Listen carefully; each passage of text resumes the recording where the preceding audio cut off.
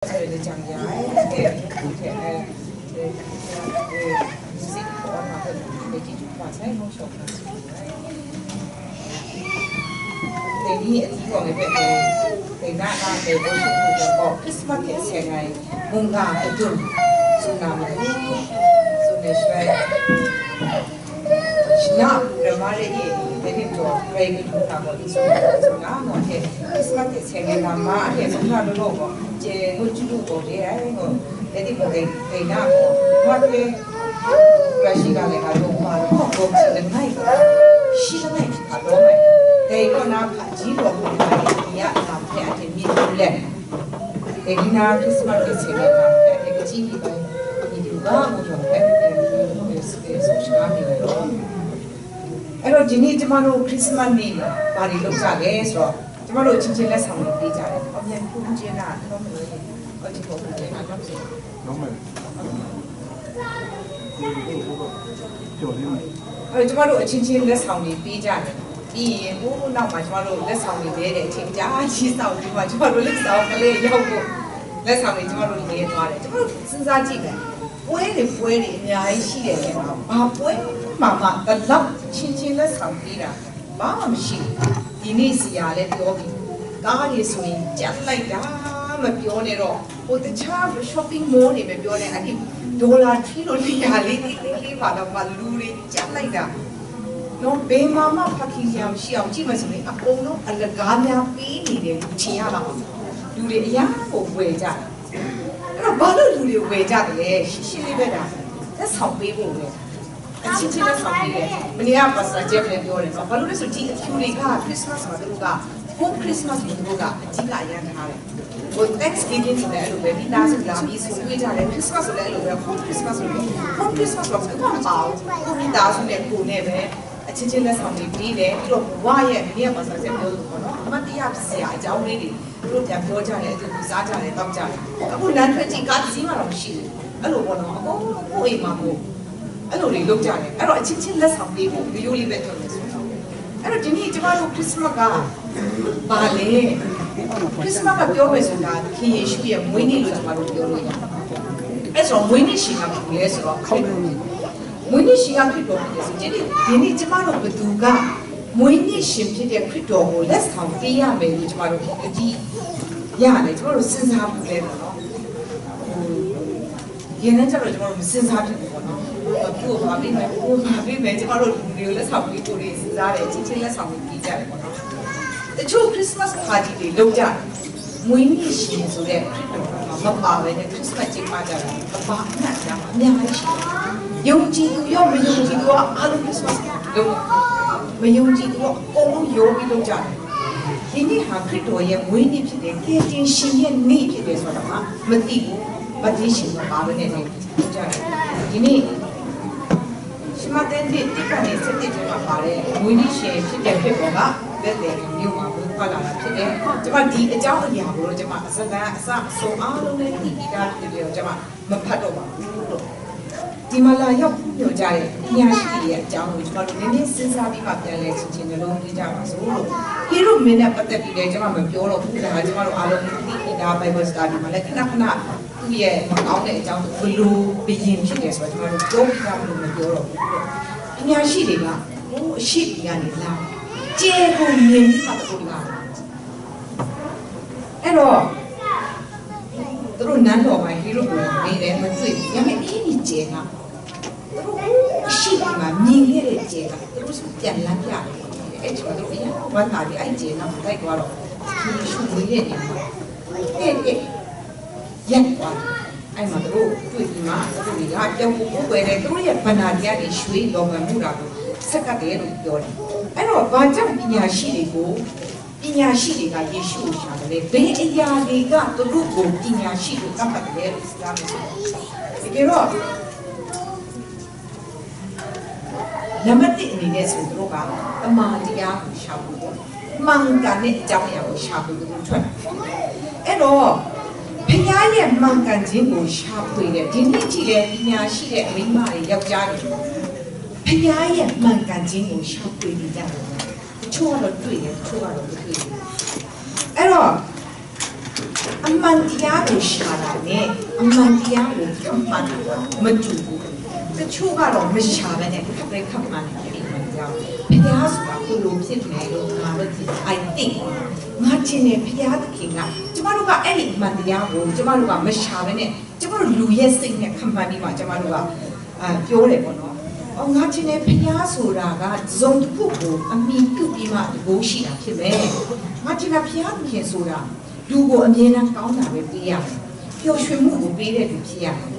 ဘုရားကိုကျမတို့ချင်တယ်လို့မျိုးကျမတို့ဖြစ်စီချင်တယ်လို့မျိုးလုပ်တဲ့လူဆိုပြီးမှကျမတို့ဘုရားနဲ့ပတ်သက်ပြီးတော့ကျမတို့ချစ်ချင်းအားယူပြီးလုပ်ကြတယ်ဘုရားနဲ့ပတ်သက်တဲ့ခေါင်းစဉ်အောင်ကျမတို့အများကြီးဆွေးနွေးကြတယ်စကားတွေပြောကြတယ်အဲ့တော့ဘုရားအကြောင်းပြောတိုင်းကောင်းတယ်လို့ပြောလို့ရအဲ့တော့ဒီလူဟာဘုရားကိုတကယ်ရှာဖွေတဲ့လူဒါမှမဟုတ်ဘုရားကိုနဲ့ပတ်သက်တဲ့အရာကိုခန့်မှန်းပြီးပြောတာလားဆိုတာအဲ့ဒီရွေးချယ်မှုကမတူပါဘူးလို့အဲ့တော့ဘုရားရဲ့ပညာရှိတွေကဖြစ်မလားဟုတ်မလားဟုတ်လားတို့အဲ့ဒါအာကျူလို့အမှန်တကယ်စိတ်မှန်တဲ့ဘုရားဖြစ်မဲ့အဲ့ဒီမှကြောင့်ငါတို့တွေ့ရှာဆိုပြီးမှတို့ရှာပြီးမှတို့လာဖြစ်အဲ့တော့ရှာရဲဆိုပြဘာလို့ရမလဲတို့မေးမြန်းရမယ်တို့လိတ်လာရမယ်ပြီးတော့တို့ပွားရတို့စောင့်ကြည့်ရတို့ကနှလုံးသားထဲကနေတို့ seriously တို့ရှာတယ်ကျွန်မလွန်ခဲ့တဲ့ကျော်လုံးကလည်းကျွန်မပြောတယ်ဘုရားကြွလာတယ်ဘုရားက seriously ကြွလာတယ်ကျွန်မတို့လူတွေကဘုရားကိုဘာမှမ serious ဘူးတော့ဘယ်လိုပဲကျွန်မတို့ကသွားတယ်လို့ကျွန်မပြောတယ်ဒီပညာရှိတွေက serious လို့တို့ရှာတယ်ကျွန်မတို့ခေလို့မျိုးဆိုဘာမှမဖြစ်ဘူးကွာအဲ့ဒါတော့လိုက်ဘယ်နှမိုင်ဝေးလဲဘယ်တော့လဲ10နိုင်လားတော့ပဲ10နိုင်လားတို့ဖြစ်ပြောလိုက်တာတော့ပါပဲဒီရင်းနဲ့တော့မှယူဆက်ဒီကမှပြီးဝေးကြီးကျွန်မတို့စီးရတယ်နေကြတာပဲအဲ့ဒီခေတ်ကဘာရှိလဲဘာမှမရှိဘူးလေတို့အဲ့လိုပဲကတော့အုပ်ကြီးစီးပြီးမှတို့တွားရတယ်ပြီးတော့အုပ်စုလိုက်ကြီးတွားရတယ်လွယ်တဲ့ခီးဖို့ကြီးခီးထွက်လာဖို့ဒါမှမဟုတ်ရောက်လာခဲ့တယ်လို့တွေ့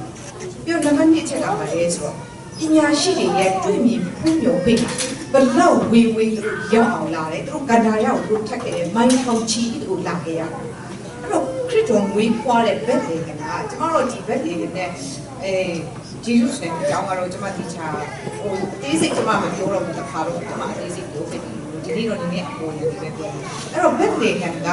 ဂျေဇုစနဲ့6မိနစ်ပဲရှိတယ်လို့ပြောရတယ်အဲ့တော့ဒီကတော့ဂျေဇုစနဲ့ဆိုတာကတော့ကဘာကြီးရဲ့ဘက်လေဟိုအဲ့တော့လူတွေကမွေးတယ်အဲ့ဒါမွေးတယ်ဘာကြောင့်မွေးလဲဘာဖြစ်ဘာမှမသိဒါပေမဲ့တော့ပိုင်းမသိပါပြရှိတယ်ဗလေဘာကြီးရဲ့လေ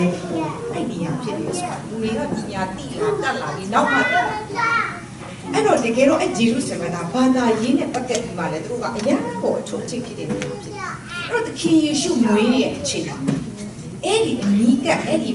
မွေးဖွားရနေရပေါ့လေကျွန်တော်ဘယ်သူတွေရှိလဲဒီလိုကြီးရှိ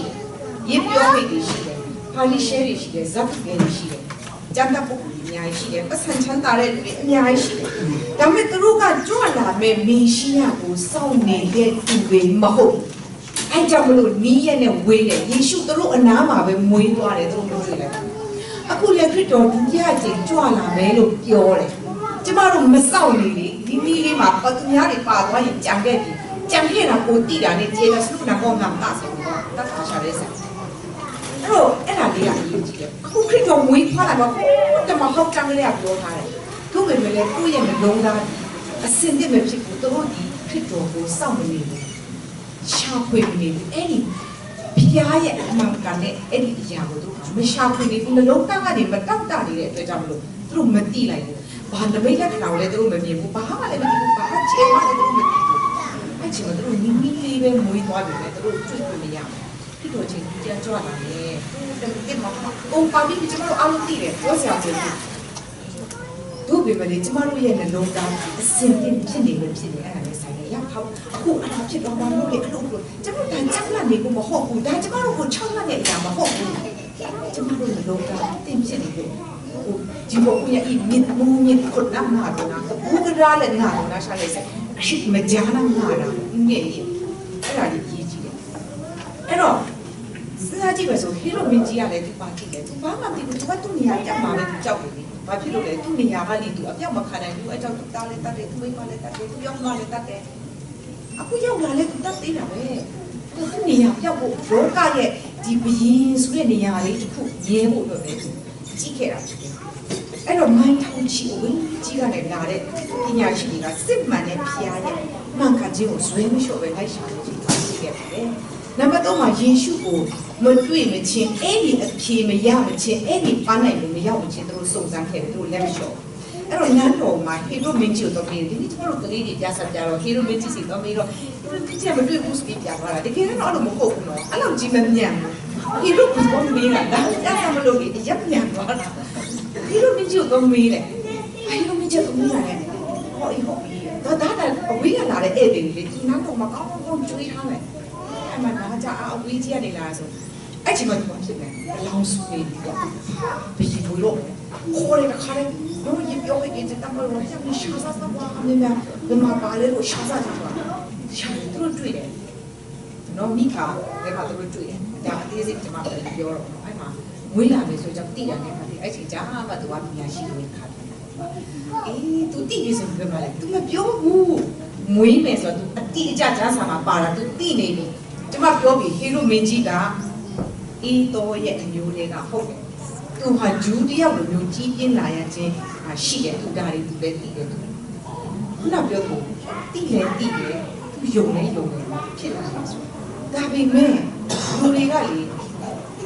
ကိုရံကလေးပဲလောကရဲ့အရာကိုအရင်တတ်မဲ့သွားတဲ့ချိန်မှာအဲ့ဒီအရာတွေကပုံပြောက်သွားတယ်သူကအဲ့လိုပဲပြောက်သွားတယ်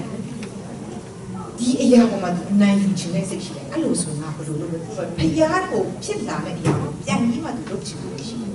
အဲ့တော့မင်းစူးစမ်းပြီးတွေ့အောင်ရှာကြလို့ပြောအဲ့ချိန်ကျရင်တဘောကသူအရင်ကိုဝေချင်တယ်လို့ပေါ့နော်မင်းတို့တွေ့ရဆိုမှလည်းလာပြောငါလည်းကိုဝေရအဲ့တော့ညာလိုက်တာပေါ့နော်အဲ့ဒါတော့ကျွန်တော်တို့အဲ့မှာပညာရှိတွေအဲ့လိုပြောလိုက်စဉ်းစားကြည့်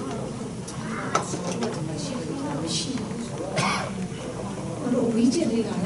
ဒီကနေ့ရမ်းစစ်မှန်းနေလို့စနေတော့ဘုံမှာတော့ဒါကျွန်မပြန်ပြောတယ်ကျွန်တော်ပြန်ဆိုတော့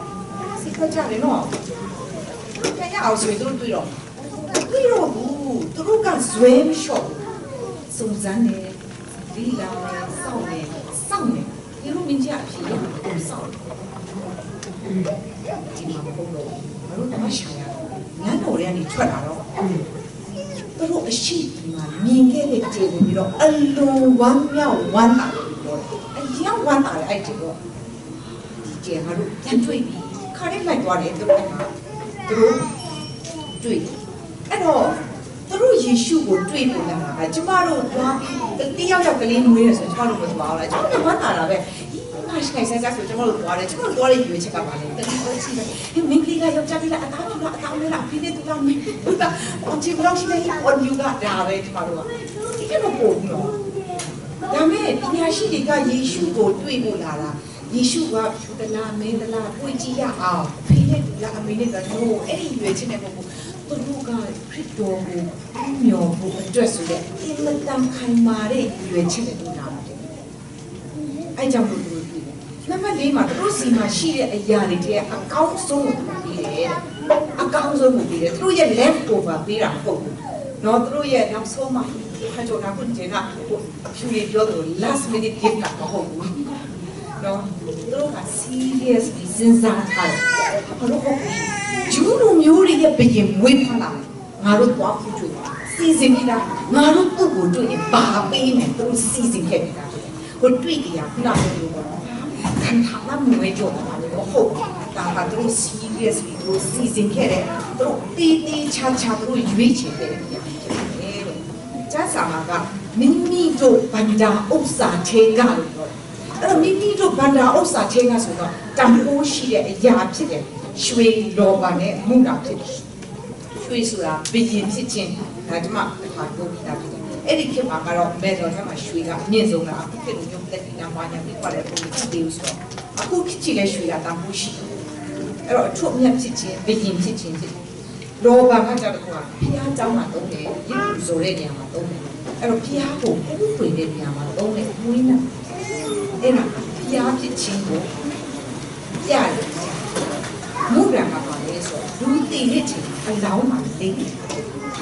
အဲ့တော့ဒီလောဘလို့မူရံတို့ကကျမဒီရင်မွေးအကြောင်းတစ်ခါပြောမှုတယ်လို့ဆိုပါတယ်မိတ်ကအခုခေတ်မှာကျမတို့ရင်မွေးဖွင့်ပြီးတော့ဆက်ခါပြီးအဲ့ဒါမကုန်မချင်းကျမတို့သုံးလို့ရတယ်အဲ့ဒီခေတ်တော့ကအယံတန်ဖိုးကြီးတယ်နော်给不三强大的流嘛，哎，你会那干啥？企业家的这个把会那嘛没得主要，都是强大的流嘛，只有当普及的压力的主要的，把路的，哎，你家在靠พื้นดิน够昂都没强，他路没有，苦了光讲背都没有，出来呀，所谓呀是，哎，咱们哎人当普及的呀。ကျမတို့လေခါကြအဲ့ရှင်းတော့မှအရာမသိတော့လေလောကနဲ့မှုလားပွေးပြီးတော့ရင်ပွေးနေတာမဟုတ်ဘူးကျမတို့တို့ပို့ပို့လေးနဲ့ဆုံးဖြတ်လိုက်လို့မရဘူးရမ်းတံပိုးကြီးတယ်အဲ့လိုလူတာကပါလေတည်တဲ့အခါမှာဘာအတိတ်ပဲလေဒီကလေးဟာအသက်ရှင်ဖို့မွေးလာတော့တည်ဖို့မွေးလာအဲ့တော့ဟာတည်ခံရမယ်တကြိုချင်းကိုခံရမယ်ဆိုတဲ့နမိတ်နဲ့မှုတာကြည့်တာဖြစ်ပါလေအဲ့တော့အတိခံရမယ်တကြိုချင်းကိုခံရမယ်ဆိုတာပါလေယေရှုကပြောတယ်ကဲတင်တယ်ကဲတင်ရှင်ဖြစ်တော့ကြောင့်ဖြစ်ပါလေလို့အဲ့တော့ယေရှုဧခန္ဓာကျမတို့ကြောင့်ဖြစ်တယ်ဘာဖြစ်လဲကျမတို့ကောင်းကင်ကိုရောက်သူကအဲ့ဒီကောင်းကင်ကနေဆင်းလာပြီးတော့သူ့တော်ကရမ်းပြီးမှကားလိုက်တက်ခဲ့တာဒီနေ့ကျမတို့ယေရှုရဲ့နာမကိုအမြဲတမ်းပြောတယ်ယေရှုရဲ့အကြောင်းကိုကျမတို့အမြဲတမ်းပြောတယ်။ဒါကြောင့်ယေရှုအကူရောဆိုဖခင်ရဲ့နာမည်ကိုကျမတို့အကျမ်းအသုံးချ။ကျမတို့နှလုံးသားထဲမှာတကယ်ဖခင်ကိုမချစ်ပဲနဲ့အသုံးချတာအများကြီးရှိတယ်။ဖခင်တော့ဖခင်ရဲ့ဘာလို့ဒီလိုမျိုးလဲအကြောင်းကိုဖခင်ကပြီးပါတရားပြီးပါကျွန်တော်ကိုပေးပါကြည့်ကိုပေးပါဆိုတော့နိုင်ငံကြီးတော့လည်းတို့ပုံပြအောင်ဖခင်ရဲ့နာမကိုသုံးတာပဲတကယ်တော့တို့အာဏာရလာတော့ဖြစ်တော်ဆောင်ဟိုကြောင်မှရောက်သွားပြီ။စီပွားရေးတော့လည်းအဲ့လိုပဲဒီစတောင်းနေဖြာကျွန်တော်ဒီကြောင့်စိတ်ကြုံစီကိုတိတ်မလောက်ရပါဘူးအဲ့ဒီရကျွန်တော်ဘာလို့ပါလဲပါအောင်လဲအောင်ရင်သွားရုပ်ကြောက်တော့ပါတော့ချို့ကိုပြောတာလည်းကျွန်မအားလုံးကိုပြောချင်မဟုတ်လူတွေဖြစ်တတ်တဲ့အရာကိုကျွန်မတို့ပြောချင်အဲ့တော့တခင်တို့ကိုလည်းကောင်းတယ်ဆိုရအောင်ကျွန်တော်တို့စကားပြောနေခိုင်ချန်လေးကျွန်တော်တို့ကအာလာဂျီကိုပဲ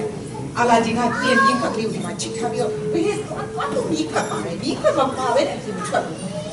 ကျွန်တော်တို့လည်းအဲ့လိုပဲကိုရောပစကနေချီကိုပြောနေတယ်။ဒါပေမဲ့အဲ့ဒုက္ခရောက်ပြီဆိုတော့ဖြစ်တယ်။ဒီကထုတ်ဒီကထုတ်ဘုံစထုတ်ဒီစဒုက္ခရောက်တော့မှသူရအလုံးလုံးတော့ဘာဖြစ်တယ်ဖျားကဂျင်းမဟုတ်လေ။တော့ဖျားကကျမတို့ရဲ့မိခွက်ဆောင်ဘူးမဟုတ်ဘူး။ကျမတို့လုံချင်ချင်းကျမတောက်ဖို့ပြီးမှဖျားလုံးပါဒီဒုက္ခရောက်တော့မယ်။ကျမတို့ဖျားကတို့လုံးမရဘူး။တော့ကျမတို့ကအဲ့ကြရင်ကျမတို့နှလုံးသားထဲမှာတကယ်မချစ်တဲ့ချိန်ကြရင်ဘုရားကိုကျမတို့အသုံးချတယ်ဖြစ်သွားတယ်ဟုတ်တယ်ဟာကြည့်နော်ကျမတို့ကဘုရားကြောင့်လူဖြစ်တာကျမတို့ကဘုရားကြောင့်လူဖြစ်တာလားဘုရားကလူကြောင့်ကျမတို့တင်မြောက်လိုက်လို့ဘုရားတက်တာမဟုတ်ဖြစ်လာတဲ့ဘုရားမဟုတ်ရှိအဲ့တော့ရှိနေတဲ့ဘုရားပြီးတော့ကျမတို့ကဒီဘုရားကိုဖြစ်လာတဲ့ဘုရားတွေကျမတို့ကဖြစ်စီဘုရားဖြစ်စီခြင်းကျမတို့ဘုရားရဲ့လက်ထဲမှာကျမတို့မနေပဲနဲ့ကျမတို့လက်ထဲမှာဘုရားကိုနေစီခြင်းနေလို့အဲ့ကြမှာကျမတို့ဘုရားကိုပြလိုက်တိတ်မလို့တော့မရှိတာတော့တော့ပါနေအဲ့တော့ကျမတို့ကဘုရားကိုတကယ်ရဲ့နှလုံးသားအလေးထားနေကျမတို့ချစ်ဖို့လိုအပ်တယ်ခိုင်ကြကျမတို့ကဟာဖျားကြီးကျွန်တော်ဖျားကြောင်းလေးနေရတာပါတယ်ကျွန်တော်ငွေလေးထည့်တယ်အစားချောင်းလေးကျွန်တော်ဆူတောင်းတယ်အဲ့တော့ကျွန်တော်ဖျားအောင်ကြည့်ပြရဗန်ဒီမရှိလို့ကျွန်မအဲ့ဒါပြောဗန်ဒီမရှိလို့ပဲကိုပတ်စံထည့်ပြီးကိုပတ်စံထည့်ပြီးရင်ကိုကြက်တာနေလို့ရတယ်ထွက်လာတာပဲကိုကြက်တာနေလိုက်အဲ့တော့ဖျားကိုကြက်ကိုလက်ထဲကဖျားစီရှိကိုကရှိတယ်ပါတော့စဉ်းစားပါဒီဖျားခင်ခရစ်တော်ဖျားရဲ့မွေးနေ့တို့လိုပါပြီးကြအဲ့တော့ဖျားကအရာအားလုံးကိုပိုင်လာတဲ့ဖျားတဲ့အားလုံးကိုရှိဖျားစီမရှိတဲ့အခါကျတော့အဲ့တော့ဖျားစီပါမရှိဖျားကပါအလုံးချင်းဆုံးလေဆိုတဲ့သုံးခုကျမတို့ဖျားအောင်ပဲသုံးခုလေးပြောကျမတို့အဲ့နံပါတ်1ကကျမတို့တယောက်စီရဲ့ယုံကြည်မှုနံပါတ်1သက်ဆောင်တယ်ဖျားကအားလုံးသူစမရှိရဲ့ဒါပေမဲ့အဲ့ဒီကျမတို့ရဲ့ယုံကြည်မှုကိုကျမတို့မပေးပဲနဲ့ဖျားမရကျမတို့ပြီးမှဖျားရတယ်အဲ့တော့ကျမတို့ဘယ်အတိုင်းအတာဖျားကိုယုံကြည်တယ်အဲ့ဒါအများကြီးရာပုတ်ကြီးချောင်းမှာတွေးတောခြင်းမရှိပဲယုံကြည်သောစိတ်နဲ့တောင်းပါတဲ့တွေးတောခြင်းရှိတဲ့သူကတဲ့လေခပ်တုတ်ရှားတဲ့ဆိုင်တူတဲ့ တို့ဖျားကိုအများကြီးယုံဆိုရင်ဖျားစီကအများကြီးကျမတို့ရကျမတို့နည်းနည်းလေးပဲယုံရင်နည်းနည်းလေးပဲပြောတယ်အဲ့ဆိုတော့အဲ့ဆိုင်ပြေဆောင်မှာအဲ့ကျမတို့ဘယ်လောက်ယုံကျမတို့ရဲ့ယုံကြည်ခြင်းကိုကျမတို့ကပေးရမှာဖျားအဲ့တော့ကျမတို့ပေးမဲ့လက်ဆောင်နံပါတ်1ကတော့ယုံကြည်ခြင်းဖြစ်ပါတယ်အဲ့ဒီအရာကကိုယ့်ရဲ့ယုံကြည်ခြင်းဘယ်လောက်ရှိတယ်ဆိုတဲ့ပုံမှာမြင်ပါတယ်ကျမတို့တယောက်စီအရာကိုကျမတို့ဘယ်လောက်ယုံကြည်ထားတယ်ဆိုတော့ဒီစစားပြီးမှရောက်တဲ့ဆောင်ပြီးမိပြီးရှိတော့အဲ့ဒါလေးလက်ဆောင်ကြည့်ရအောင်မိပြီးတော့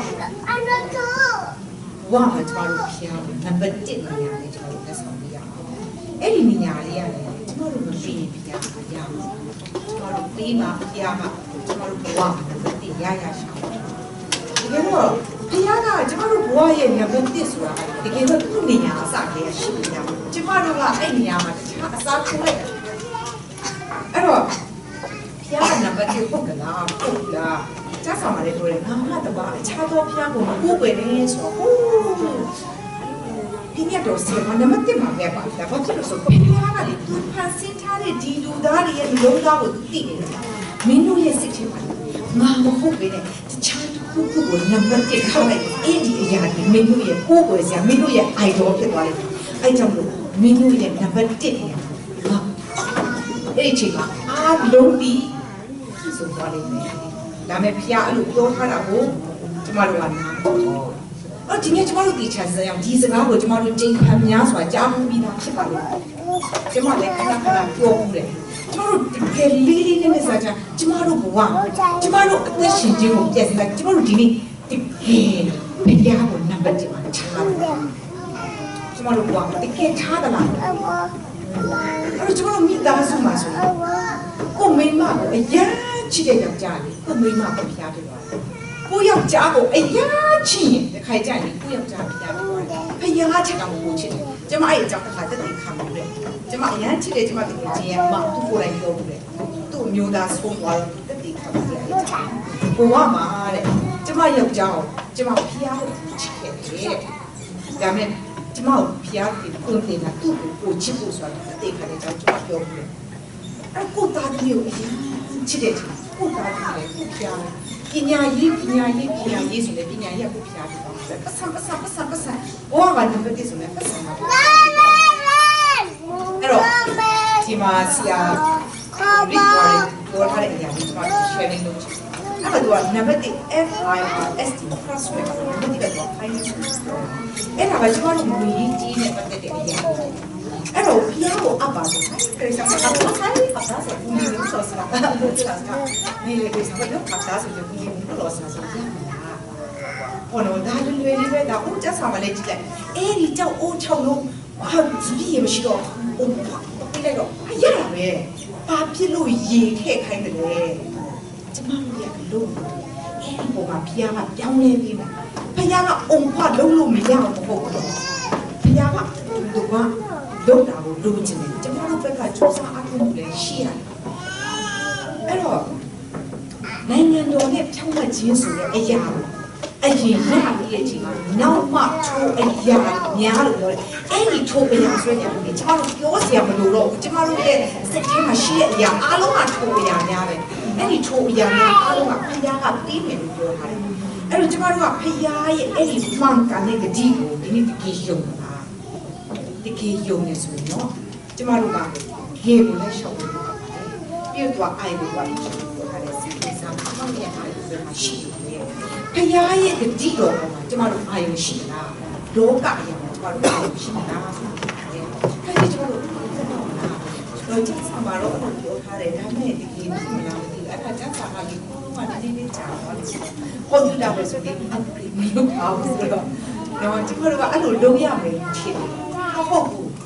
မနေ့ကနေ့နောက်လာတာမြေလမ်းမှန်ကန်နေတဲ့နေရာတက်လုံးပူသွားတယ်ဟောင်းသွားတယ်ဆိုတာမရှိဘူးဟုတ်လိုက်ရအောင်ဒီစကလုံးကြီးကဟောင်းသွားပြီဒီယာကြီးကဂိတ်အောက်သွားပြီးတော့ဘယ်တစ်ခုမှကြားစားမရှိဘူးဟိုးကလည်းမှန်ကန်တယ်ဒီအချိန်မှာလည်းမှန်ကန်တယ်နောက်လာမဲ့ဘေးအချိန်မှာဆိုအမြဲတမ်းမှန်ကန်နေတယ်အဲဒီကကျမတို့ပြောထားလို့ပြီးတော့ relationship ဖျားနဲ့ကျမတို့ဆက်ကျမတို့ဖျားနဲ့ဆက်တောင်းတာ ကျွန်မအဲ့ဒါပြောပြနော်အင်ချောင်းမလီမယားမြောက်စကားမပြောဘူးဆိုတာဆက်ဆံရေးမကောင်းတော့ကျွန်တော်တို့ဖျောက်စကားမပြောဘဲနေလေကျွန်တော်တို့ဖျားတဲ့ဆက်ဆံရေးမကောင်းတော့ဘူးကျွန်တော်ဖျားတဲ့နေရာလေးရှိကောင်းနေကျွန်မဆိုရင်ခဏခဏပြောပြီးတယ်မောရှင်တဲ့ဖျားရဲ့ဆက်ဆံရေးကိုကျွန်မလည်းအရင်မနာလို့ရပဲတကယ်ကိုမနာလို့ရပဲအရာကို close တကယ်သူမြောက်ပါတယ်အရာကိုနှွေးထွေးပြီးမှအရာရင်းပြီးတဲ့ဟာတွေတည်းကကိုတော့မနာလို့သူလိုမျိုးပြောပြတော့တော့မဟုတ်ဘူးတဲ့ဒီတော့မရှိဘူးမောရှင်ကိုသူ့ဘာကိုကျွန်မပြောတာမဟုတ်ပါဘူးတော့ကျွန်တော်ဖျားနဲ့ရင်းနှီးတဲ့နှွေးထွေးတဲ့ဆက်ဆံမှုလေးဖျားနဲ့ကျွန်တော်ကြားတယ်ရှိဘူးဒါကမှသိစရာဒူးနဲ့မှလည်းဆိုင်ဘူးကိုနဲ့ဖျားနဲ့လည်းဆိုင်တယ်တော့ number S ကျွန်တော်ကြားရှုပ်တယ်စကေအဲ့မှာကျွန်တော်ကြားရှုပ်တယ်ကျွန်တော်ရဲ့တတိလာစီမှာစားတယ်ကျွန်တော်တို့မေးနေစကြည့်ဘယ်မှာလည်းနိုင်ထားလဲဆိုထားတယ်အဲ့တော့ကျွန်တော်ချစ်ချင်တယ်အဲ့ဒီကိုရှိုးနေတင်ငါလေးတွေပဲဒီကိစ္စပဲကိုယ့်ရဲ့ schedule မှာဖျားပါမပါဘူးတော့ဖျားတဲ့ငါနဲ့ဆိုချင်ပါပါလေလေးဆရာမခမင်းအားစတဲ့ရာအေးတော့အဲ့ဒါက schedule မှာမပါဘူးကျွန်တော်တို့အလုပ်လုပ်မယ်ဆိုတာက straight ထည့်ပြီးမှကျွန်တော်တို့သွားရတဲ့ဟာမျိုးလုပ်ရတဲ့ဟာမျိုးအဲ့တော့ကျွန်တော်တို့ထမင်းစားစုတောင်းတာလောက်ဟာအဲ့စုတောင်းတာတော့ schedule မှာပါတယ်လို့ပြောတယ်ဖျားနဲ့ကိုယ်လေရောက်ရဲ့အချိန်ကျွန်တော်တို့ဒီနေ့ schedule မှာကျွန်တော်တို့ကြာရှုံးပါလေကျွန်တော်တို့အဲ့ဒါလေးကိုကျွန်တော်တို့ချိန်ဖို့အော်ဒီနေ့ငါရဲ့တဏိတာမှာဒီနေ့ချိန်ဖျားတဲ့ချိန်ကိုကြာစာဖတ်မယ်ဆိုရင်အဆောက်အဦတို့ထိုင်ဖတ်နေမှာပြောတာဒီနေ့ဖုန်းမှာသူဖုန်းမှာဆိုကြာစာပါတော့မင်းရမှာဆိုကိုဖျားနဲ့ကြာစာလေးတစ်ဖက်ပြေးဖလိုက်တာဖြစ်ပါပဲအဲ့ဒီ schedule လေးဖျားနဲ့အမြဲတမ်းလုပ်တယ်နောက်ချီအဲ့ဒါလည်း trouble ကျွန်တော်တို့ပြဿနာဖြစ်လာဘယ်သူကိုအရင်ဆုံးကြည့်ရဘယ်သူကိုအရင်ပြောပြကျွန်တော်ကြည့်ရကျွန်တော်တို့မိန်းမတွေကပြဿနာဖြစ်နေရောက်အောင်ကြည့်ကျွန်မတခါအမောင်းသွားတော့ကျွန်မကားကိုစပင်းနဲ့ဝင်လိုက်စပင်းစကက်ရောက်ပါကျွန်မရဲ့ဘူးတော့ပုံစံနဲ့ဒီမှာလူကြောက်မှစပင်းနဲ့ဝင်လိုက်ပြီးတော့ဒီစဝိုင်းကတာလို့ဒီဘာလို့ရှက်ဖို့ကောင်းလဲစတဲ့တန်တာကျွန်မတကယ်မညာပဲနဲ့ပြောပြအလူတော့ဝင်ကျမအရင်ပြီးရတာကျွန်တော်ပဲပြတယ်အဲ့ဒီမှာသူကဘုရားကားရှောင်းမောင်းနေပြီဆရာလေးနဲ့တခြားစိတ်ရောက်နေတယ်အဲ့တော့ဘုရားကကိုလိုပါဒီလိုပါဒီမှာချစ်ဖို့သူကလိုက်လာတယ်ကျမဘာမှကိုချင်းနံပါတ်1ကျွန်တော်ပြောပြရအောင်အတေးအခွင့်အစားကျွန်တော်တို့ဘူးအဖေကိုနံပါတ်1ထားရဆိုအဲ့ဒါဟာမဘူးပြောလိုက်တယ်အဲ့ဒါသူကအကူလိုက်တယ်နော်လူကိုဦးစားချင်းပါဖျားကိုဦးစားချင်းနဲ့လူကိုဦးစားတယ်ကျွန်တော်လူကိုအများဦးစားတယ်မင်းကိုဦးစားချင်းနဲ့ကိုလည်းပြဿနာအများကြီးပါတယ်ကျွန်တော်တို့ဦးစားစရာတကယ်တော့ကျစရာကျွန်တော်တို့တကယ်မင်းခုဖြစ်နေဟာရဲရှိတယ်ကိုယောက်ျားလေးကိုမိန်းမလေးကိုဖျားတယ်လုံးကိုယောက်ျားကိုမိန်းမဆိုကိုနားမှာတက်တက်လို့သူမရှိဘူးဖျားပြီးကိုနဲ့တက်လို့ရှိတယ်ကိုနဲ့အမြဲကိုနားမှာရှိနေတာဖျားတယ်အဲ့တော့ဖျားကိုမေးမှပမာလို့ဆိုအမေတို့တွေးတော်လေးကွာဒီမှာကျွန်တော်တို့ကတရားကျွန်တော်တို့ဘဝအရာတိုင်းအတွက်မြင်ဖျားကိုတရားလို့အဲ့တော့ဒီဟာကဒါပထမနေရာဒီနေ့ပတ်သက်တဲ့နေရာအဲ့တော့ငါကတော့တက်ဆောင်နေကျွန်တော်တို့ပြီးပါပါတယ်ဆိုတော့ကျွန်တော်တို့လုပ်ပါတယ်ကျွန်တော်တို့ရဲ့မျိုးသားကိုကျွန်တော်တို့ပြီးရင်ဖျားမရဘူး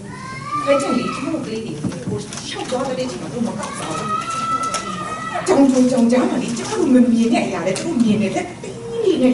အဲ့လာနာရှိရှာတယ်ကျိုးစားလိုက်တာအဲ့ဒီမုံလေးရဖို့ရပြီလားဆိုလေမြန်လိုက်တာစထုတ်ချက်လိုက်ဒါသူရဲ့ sense ကိုသူကအာယုံ၅ပါးနဲ့တည်ပြီးဆိုထည့်ပြီးမှလေအန်ဒီရရှိတယ်သူတို့မသိဘူးအန်ဒီရမရှိဘူးသူတို့မသိဘူးတော့ဘလောက်ဖို့တိုးနေတဲ့အရာပုံတက်နေတဲ့အရာသူတို့မသိဘူးသူစတဲ့မှာချိန်လိုက်တာတည်လာတဲ့စီးဆိုလေသူတို့မသိဘူးသူတို့ကောက်ယူပေးပါလေစတဲ့မှာထည့်လိုက်တာတခါတလေကြိုက်ရင်ကျမတို့နှလုံးသားထဲမှာအဲ့လိုတည်စီနိုင်တဲ့အခွင့်ကိုကျွန်တော်အများကြီးထည့်ကျဆာပြနေတာပဲကျဆာပြောနေတာပဲဘာဖြစ်တာပဲမဟုတ်ဘူးကျမတို့နှလုံးသားကိုအစိတ်ဖြစ်စေတဲ့တည်စီတဲ့အရာတွေအများကြီးရှိတယ်အဲ့ဒီအရာတွေကျမတို့ကထည့်အဲ့ဒါလေးကျွန်တော်ကြည့်ရအောင်အဲ့ဒီချိန်မှာမဆိုင်တဲ့အရာတွေကျမတို့နှလုံးသားထဲမှာထည့်လိုက်လို့ဒီမှာလည်းဖျားကိုအစီအမရှိဘူးဖျားတွေနေရာရှိတော့တခြားအရာတွေရအောင်ဘုံထုံကျွန်တော်တို့လုံးသားထဲမှာရောက်သွားအချိန်တိုင်းဖျားတွေရှိတော့အဲ့ကျမတလောကဆရာတယောက်ကိုလေ မျက်နှာပုံလားမသိဘူးကျွန်မကို share ပြီးတော့သူကကြောက်ခဲရယ်ကြောက်ခဲအကြီးကြီးရယ်ကြောက်ခဲတတိရယ်တဲတွေရယ်ထားထားတယ်အဲ့မှာသူခွက်ထဲမှာထည့်ခိုင်းတယ်မှတ်မိတယ်မလားအဲ့ကျမှသူပါထည့်တယ်တဲကိုထည့်အဲ့တဲထည့်လိုက်တော့ခွက်ကြီးရယ်တော့တော့တဲပြီးသွားအဲ့ကျမှကြောက်ခဲတတိလေးတွေထည့်ပြီးကြောက်ခဲအကြီးကြီးထည့်ပြီးဆိုတော့အဲ့မှာထည့်လို့မရဘူးပြည့်သွားတယ်အဲ့တော့ဆရာကြောက်ခဲအကြီးကြီးတွေကိုအရင်ထည့်ဒီမှာကြောက်ခဲတတိလေးတွေထည့်လိုက်တော့တတိလေးတွေဝင်သွားတယ်နောက်ဆုံးတဲတွေလောင်းချလိုက်တော့တဲတွေကဝင်သွားတယ်အဲ့ကြောက်ဘာ